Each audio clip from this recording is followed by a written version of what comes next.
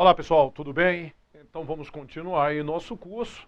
Na aula de hoje nós vamos falar de um assunto extremamente importante, que são os ativos intangíveis. Nós vimos que lá, logo nas primeiras aulas, que nós temos um subgrupo lá, naquele grupo lá do ativo não circulante. O ativo não circulante ele é subdividido em ativo realizável a longo prazo, investimento, imobilizado e intangível. Então vai estar lá classificado no ativo não circulante esses ativos intangíveis. Certo? E o que é que vem a grande coisa, né, pessoal? É essa dificuldade que você tem. Por quê? Porque enquanto o assunto que nós vimos na aula anterior, o imobilizado, eles são bens corpóreos, o intangível, eles são incorpóreos, eles são imateriais, então você não vê o intangível. Então a grande coisa desses intangíveis vai ser você identificar para ver se realmente você tem aquele intangível ou não. Certo? E a grande coisa é isso aí. Então a gente sabe, exemplos de intangíveis. Nós temos, por exemplo, uma marca é um intangível, uma patente é um intangível, um direito de exploração que você tenha lá, um protótipo, um software. Tudo isso aí são exemplos de intangíveis. Agora, qual é a lógica da coisa? Você não vê. Então a gente vai ter que estudar como é que a gente vai conseguir identificar um intangível, certo? Porque diferentemente dos bens corpóreos que você consegue pegar, o intangível não, certo? Então, pessoal, essa coisa do intangível, antigamente, o intangível ele representava muito pouco na empresa. Hoje em dia não, hoje em dia você vê muitas vezes, você tem empresas que têm intangíveis assim, que representam, grande parte do patrimônio da empresa. Imagina hoje essas empresas, por exemplo, essas empresas online, esses cursos online, o patrimônio é quase 100% de intangíveis. Você não tem corpo aquilo ali. Então, pessoal, grande coisa da nossa aula de hoje vai ser justamente estudar esses intangíveis. A Lei 6.404, ela fala até pouco do intangível. Ela fala que são os bens incorpóreos destinados à manutenção da companhia, inclusive os fundos de comércio adquirido, certo? Fundo de comércio a gente entende muito como aquele ponto comercial, Você vê, passou o ponto, vendeu o ponto, aquilo como intangível, Mas já a gente fala um pouco mais do que vinha a ser esse fundo de comércio adquirido tratado ali na Lei 6.404. Certo? Vamos só dar uma olhada como é que fala aí a Lei 6.404 sobre o intangível. Aí, as contas serão classificadas no seguinte grupo, aí tá lá, ativo circulante, ativo não circulante, aí tem lá, no intangível, os bens que tenham por objeto bens incorpóreos, destinados à manutenção da companhia ou exercidos com essa finalidade, inclusive o fundo de comércio adquirido. Vai estar classificado aonde? No intangível. Aí vem o critério de avaliação, tratando do intangível, é só esse 179, 183. Aí ele fala que no balanço, os elementos do ativo serão classificados nos seguintes critérios.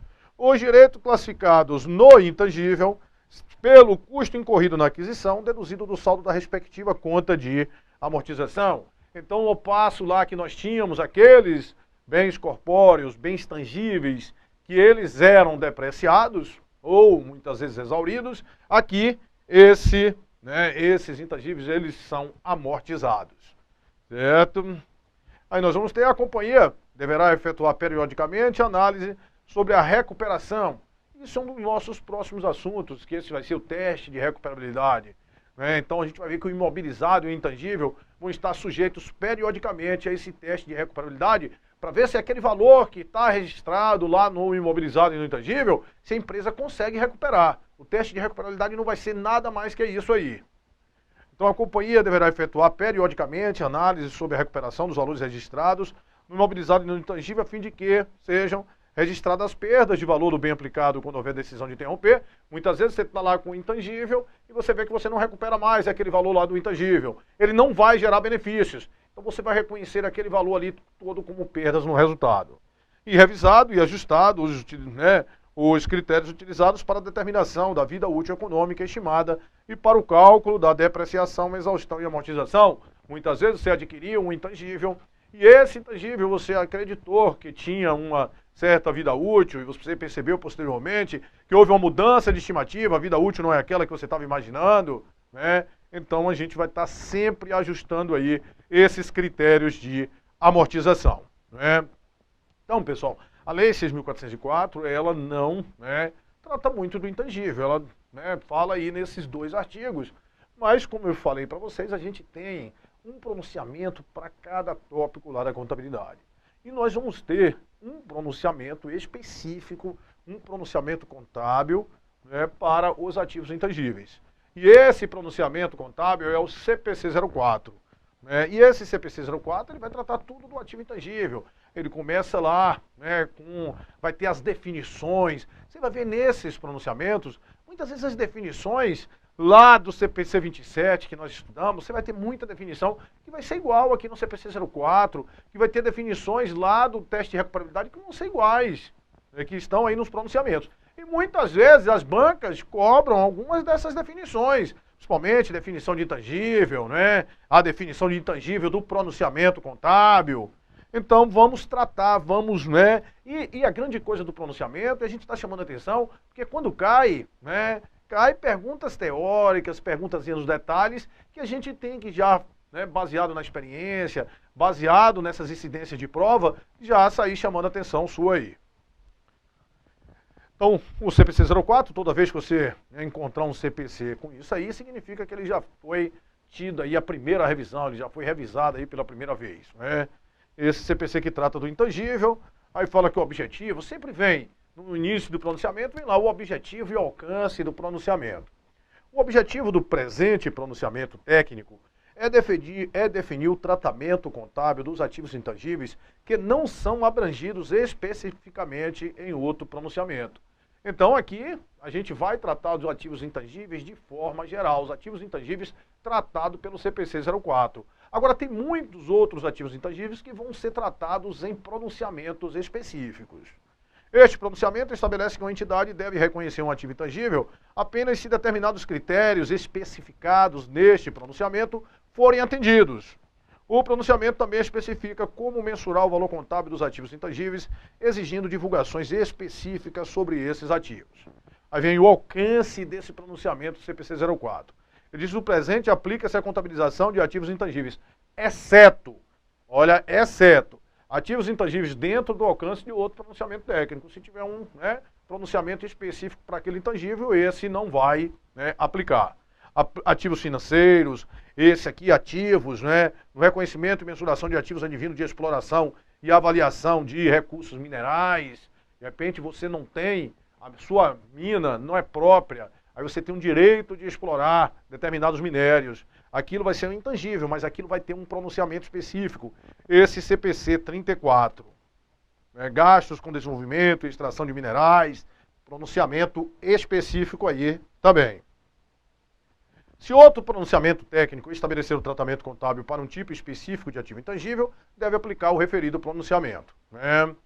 Por exemplo, este pronunciamento não deve ser aplicado nos seguintes casos: ativos intangíveis mantidos por uma entidade para venda no curso ordinário dos negócios, né? Então aí vai ter um pronunciamento próprio desses ativos intangíveis mantidos para venda, ativos fiscais diferidos, arrendamento mercantil, ativos advindos de planos de benefícios a empregado, ativos financeiros.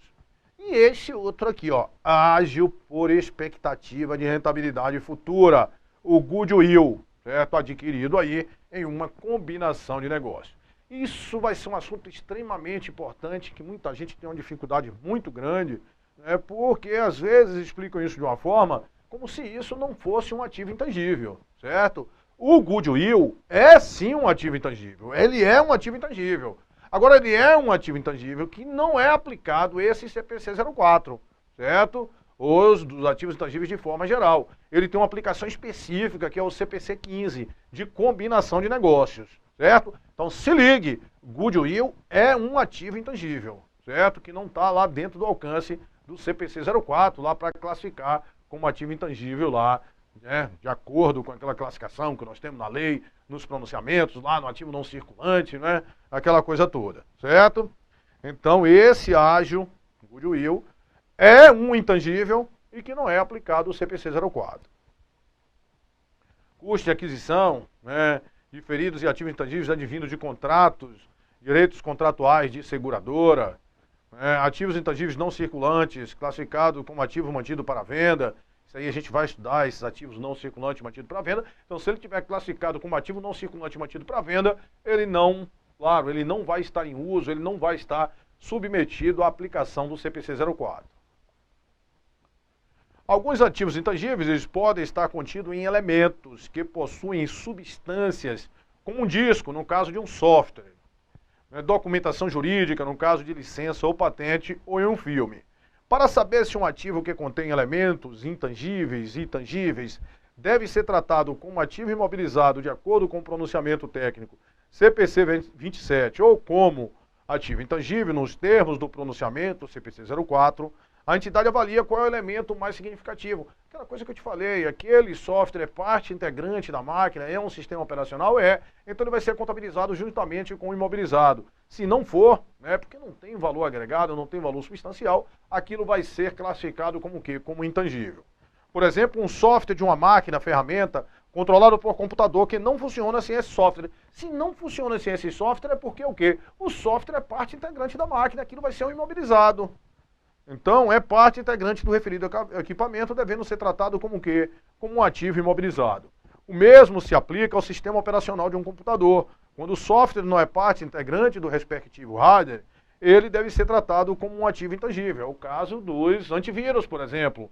O antivírus é um software, que não é sistema operacional. Então, aquilo ali é um intangível. Aí vem com as definições. Isso aí nós já vimos, A gente repassa aí até para a forma de consolidar, mas nós não vimos esse negócio todo. Valor contábil é o valor pelo qual um ativo é reconhecido no balanço patrimonial após a dedução da amortização acumulada e da perda por desvalorização.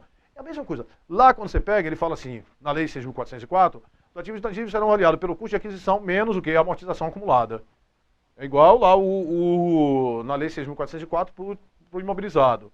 Vai ser o custo de aquisição menos a depreciação acumulada. Só que aqui no pronunciamento, tem as chamadas perdas acumuladas, que lá também tem, e aqui pega e já inclui no valor contábil que tem que ser abatido o quê? As perdas também acumuladas do teste de recuperabilidade.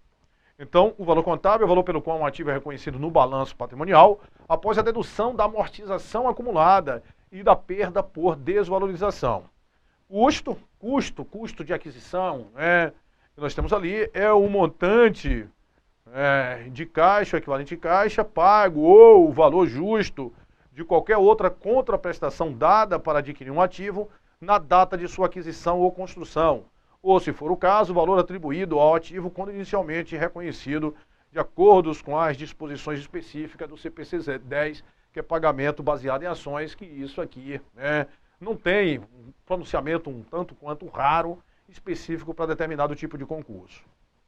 Valor justo é o valor que seria recebido pela venda de um ativo ou que seria pago pela transferência de um passivo em uma transação não forçada entre participantes do mercado, na data de mensuração. Esse é o conceito aí de valor justo. Valor de mercado.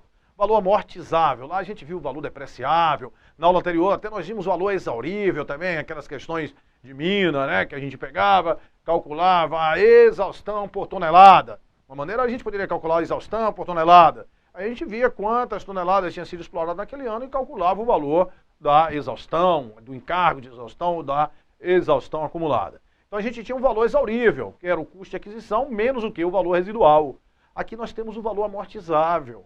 É o custo de um ativo, outro, pode ter havido mudança daquela estimativa inicial, então é o custo de um ativo ou outro valor que substitua o custo, menos esse valor residual. O valor residual de um ativo é o valor estimado que a entidade obteria com a venda do ativo após deduzir as despesas estimadas de venda, caso o ativo já tivesse a idade e a condição esperadas para o fim de sua vida útil. Esse é o conceito aí de valor residual. Vida útil, que nós já vimos, é o período de tempo no qual a entidade espera utilizar o ativo, aquilo para ela, Muitas vezes ela pode estar aí com uma patente que tinha lá uma duração de 20 anos, mas ela só espera utilizar por 5 anos. Aquela é a vida útil para a empresa. Ou então o número de unidades de produção ou de unidades semelhantes que a entidade espera obter pela utilização do ativo. Conceito. aí, né, o conceito do CPC 04 de ativo intangível, altamente cobrável aí nas provas, certo? Cobrado demais. Ativo intangível é um ativo não monetário, identificável, sem substância física.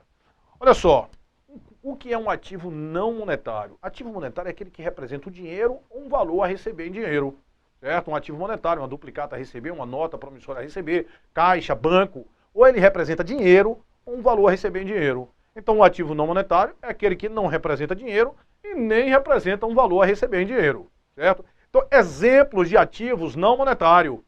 Nós temos lá o imobilizado, é um ativo não monetário. O estoque é um ativo não monetário. O intangível é um ativo não monetário, certo? Porque o estoque ele não representa um valor a receber em dinheiro. Primeiro você tem que vender, por exemplo, para ter uma duplicata a receber, passou posteriormente, né? Se você vendeu a prazo, é aquilo ser um ativo monetário, certo? Então se liga aí, é um ativo não monetário, é como as questões de colocar, é um ativo monetário, é um ativo monetário. O monetário representa valor a receber em dinheiro, ó, a lógica da coisa. É um ativo não monetário, identificável, né? Essa é uma grande coisa que eu diria para você do intangível. É essa identificabilidade, certo? Porque essa identificabilidade, pessoal, é justamente o que você vai caracterizar um ativo intangível, né? Eu consegui identificar? Consegui, né? Aí depois a gente vai ver outros critérios para ver se a gente reconhece. Mas a identificabilidade, ela pode, né, sugerir, você pode ter essa identificabilidade em duas situações. Ela pode, né, ter o ativo ser identificável com a divisibilidade, certo? Divisibilidade. Como assim com a divisibilidade? Divisibilidade é você poder segregar aquele ativo para poder alugar, arrendar a terceiros, independente de outros ativos. Eu consigo separar ele dos meus outros ativos, né? Então, se ele for divisível, ali eu estou conseguindo o quê? Identificar, certo? Então, pode vir através da divisibilidade, que é essa coisa de você separar, conseguir vender, alienar terceiros, independente de outros ativos, ou, certo? Ela pode decorrer, né, de direitos contratuais ou de direitos legais. E aí independe de se for de direitos contratuais e legais, né, você tem, por exemplo, né, uma marca que você vai explorar, né, ou uma patente, né, então você tem um direito, né, legal em função daquilo ali. Então essa aí independe de poder de separação, certo? Então pode decorrer aí com a divisibilidade ou então através de direitos contratuais ou legais, e nesse caso independe aí de você poder separar, né, para alienar terceiro, certo? Divisibilidade ou através de direitos contratuais ou legais. Então se liga, ativo intangível é um ativo não monetário, identificável sem substância física. Características necessárias para a identificação de um ativo intangível. A grande coisa que eu falei para você é o que do ativo intangível? Identificável. Mas o ativo intangível, ele é, além de tudo, o quê? Um ativo. E se ele é um ativo, ele é um recurso o quê? Ele é um recurso controlável, espera-se que ele vai o quê? Vai gerar benefício. Então, essas são as três características necessárias para você identificar um ativo intangível. A identificabilidade, certo? E essa identificabilidade é o poder de você separar ele para poder vender, né, alugar a terceiros ou então decorre de direitos contratuais ou legais. Controlável, a empresa tem que controlar e tem que ser o quê? Gerador de benefício futuro, né, para que você identifique aí, né, as características necessárias de identificação desse ativo intangível. Ele tem que ser identificável, controlável e gerador de benefício futuro. Controlável, pessoal, como é que é, né? É quando a empresa detém o poder daqueles benefícios irão fluir para ela, né? Vão fluir, os benefícios vão fluir para ela controla, certo? E ela tem o poder de restringir o acesso daquele, né, ativos a terceiros. Aí a gente pode dizer que a empresa controla. Normalmente esse controle, né, ele decorre de direitos legais, mas não é imprescindível. Você pode ter controle de outras formas que não decorrente de direitos legais, certo? Então, controle é que a empresa detém o poder de que os benefícios irão fluir para si e, além disso, ela pode restringir o acesso daqueles ativos a terceiros. Gerador de benefício futuro, esses ativos intangíveis, eles podem gerar benefício futuro, seja aumentando receitas, ou seja diminuindo custos. Certo? Seja aumentando receitas, ele está gerando benefício, ou seja reduzindo custos. Então nós temos aí a definição de ativo intangível, requer que, grande coisa que ele requer, que ele seja identificável. Requer que ele seja identificável, que é justamente para diferenciá-lo do ágil derivado de expectativa de rentabilidade futura, o goodwill, certo? Então aí ele já está lhe tratando como se fosse, né?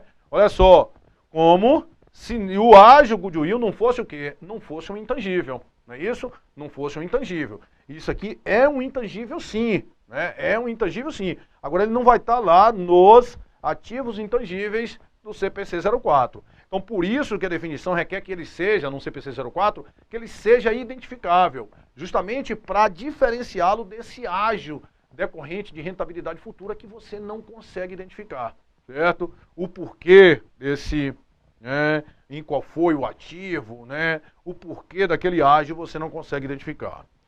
O ágio derivado dessa expectativa de rentabilidade futura, o goodwill, reconhecido em uma combinação de negócios, é um ativo que representa benefício econômico futuro gerado por outros ativos adquiridos em uma combinação de negócios, que não são identificados ou não conseguem ser identificados individualmente e não pode ser reconhecido separadamente, certo? Esse valor com os ativos, né? Tais benefícios econômicos futuros podem devido à sinergia entre os ativos identificáveis adquiridos ou de ativos que individualmente não se qualificam para o reconhecimento em separado nas demonstrações contábeis. Beleza, você deve ter olhado, rapaz, eu não entendi, foi zorra nenhuma desse tal de goodwill ainda.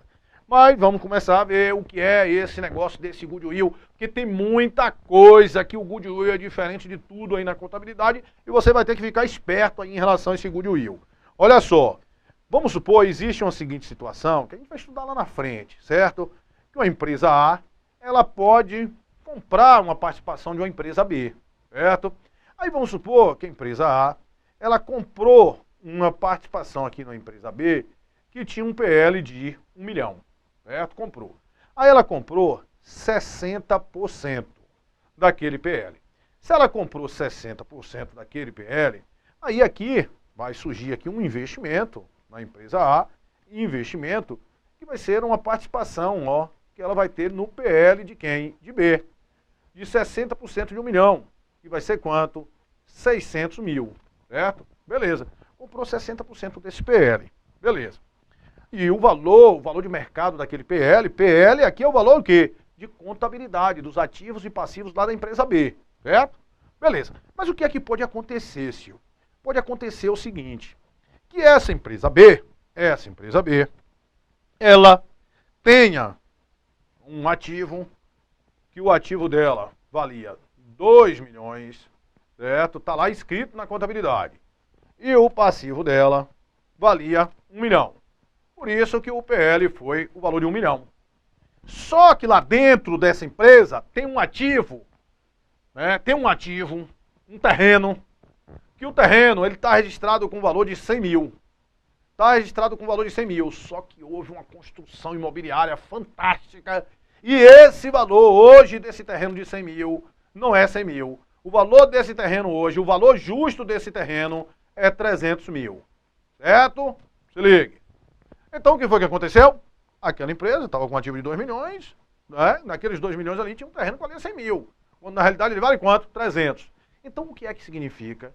Que o ativo daquela empresa ele está subavaliado. Ele está registrado por 2 milhões, mas na realidade, quanto é que ele vale de verdade? Quanto é que ele vale de verdade? Porque o terreno, se você não ia vender o terreno por 100, o valor do terreno é 300. Na realidade, ele está escrito lá 2 milhões, mas ele vale quanto?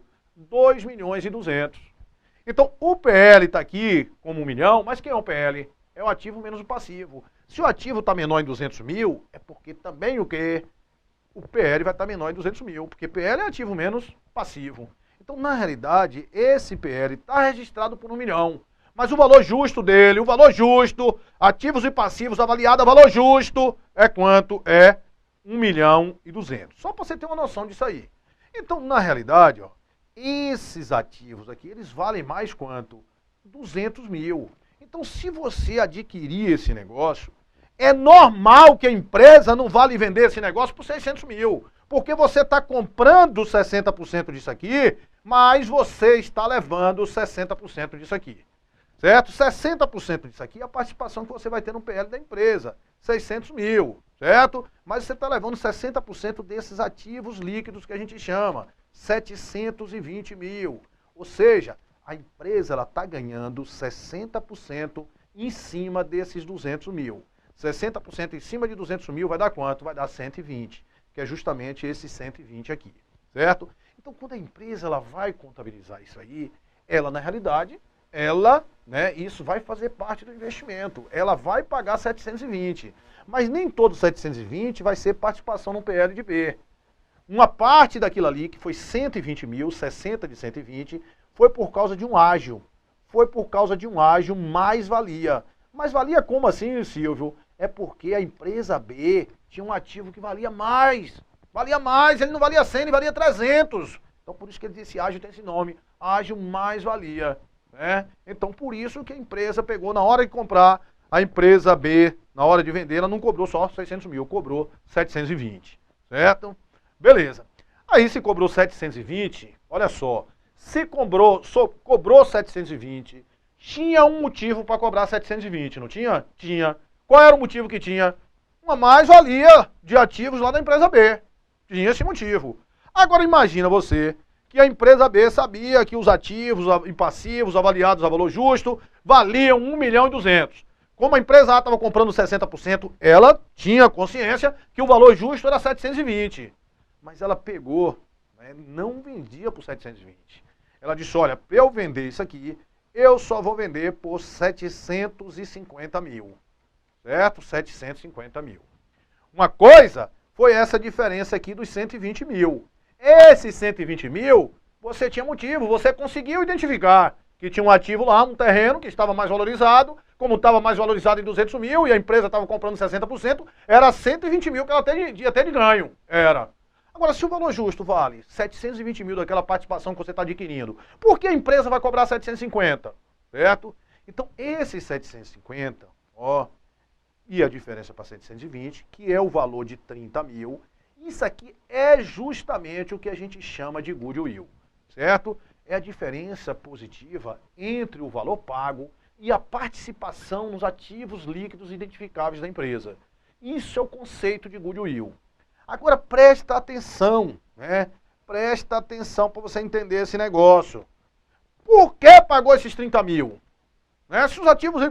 Pagou porque tinha uma sinergia nos ativos. A empresa ela tinha uma expectativa de rentabilidade futura. Eu não consegui identificar em uma coisa não, mas num conjunto, certo? Ele tinha um quadro de funcionários altamente competente, tinha uma clientela muito boa, ou seja, por causa de uma sinergia lá dos ativos que foi cobrado aqueles 30 mil. E se o cidadão pagou, quem está comprando, é porque realmente vale, mas ele não conseguiu identificar. Certo? Então, o goodwill, ele não tem essa identificabilidade, certo? Ele não tem. Você não consegue identificar o porquê você pagou aquele valor maior, certo? Então, o goodwill, a gente vai estudar muito, muito, muito esse goodwill, mas lá no final do curso, mas já para você ter uma noção aí, o que é ele. Esse goodwill vai ser a diferença positiva, entre o valor pago e a participação nos ativos líquidos identificáveis, certo? Em uma aquisição.